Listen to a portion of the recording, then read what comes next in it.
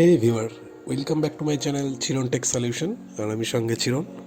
তো আজকে আমাদের যে ভিডিও টপিকটা নিয়ে ডিসকাশন করব, সেই ভিডিওর যে এরর মেসেজটা আসছে দেখতে পাচ্ছি আমাদের ডেস্কটপ বা ল্যাপটপে অনেক ক্ষেত্রে কোনো ইমেজ ফাইল ওপেন করতে গেলে আমরা দেখি সেই ইমেজটা ওপেন না হয়ে এরকম টাইপের কোনো এরর দেখায়। Windows photo viewer can't display the picture. Suppose এইখানে আমার 3খানা ইমেজ রয়েছে, আমি এই ইমেজগুলো যদি ওপেন করি সেম টাইপের এরর যে কোনো ইমেজ আমাকে ওপেন করলে দেখাচ্ছে Windows photo viewer can't display the picture, the might not be enough memory available on your computer. So এরকম ধরনের কোনো প্রবলেম আসলে সেই টাইমে আমরা সেটাকে কীভাবে ওভারকাম করব সেটাই দেখতে পাবো এই ভিডিওতে। তো সেটার জন্য ভিডিওটা দেখতে থাকো। তো ফার্স্ট টাইম আমি এখান থেকে আমার সিস্টেম থেকে একটা ব্রাউজার ওপেন করে নিচ্ছি, তার জন্য নেট কানেকশানটা লাগবে। ব্রাউজারটা ওপেন করে আমি google.comটা ওপেন করে আমি এখানে লিখব নোটপ্যাড প্লাস প্লাস বলে। এটা লেখার পরই ফার্স্ট যে পেজটা আসবে পেজটা ওপেন করব। ওপেন করার পর একদম আপডেট যে ভার্সনটা আছে সেই ভার্সনটা আমি এখান থেকে ডাউনলোড করব। নোটপ্যাড প্লাস প্লাস 8.4.1 দেখাচ্ছে। আমার মাদারবোর্ড 64 বিট সাপোর্টেড, যাদের 32 বিট তারা 32 বিট ডাউনলোড করতে পারো। এখানে ইনস্টলারের অপশান আছে, এটা ক্লিক করলেই এটা অটোমেটিক ডাউনলোড হবে।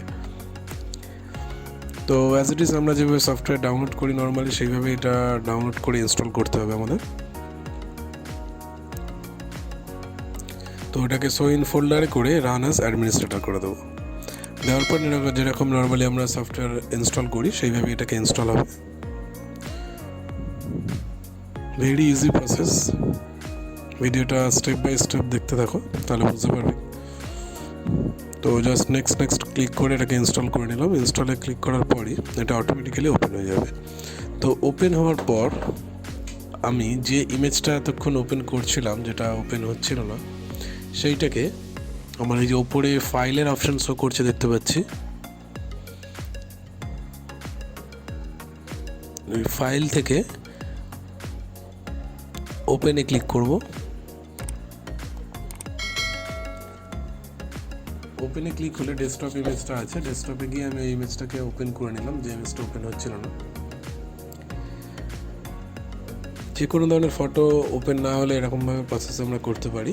তো ইমেজটাকে জাস্ট ওপেন করে নিয়ে দেখতে পাবো এই যে ইমেজটা আমাদের এখানে ওপেন হয়ে গেছে।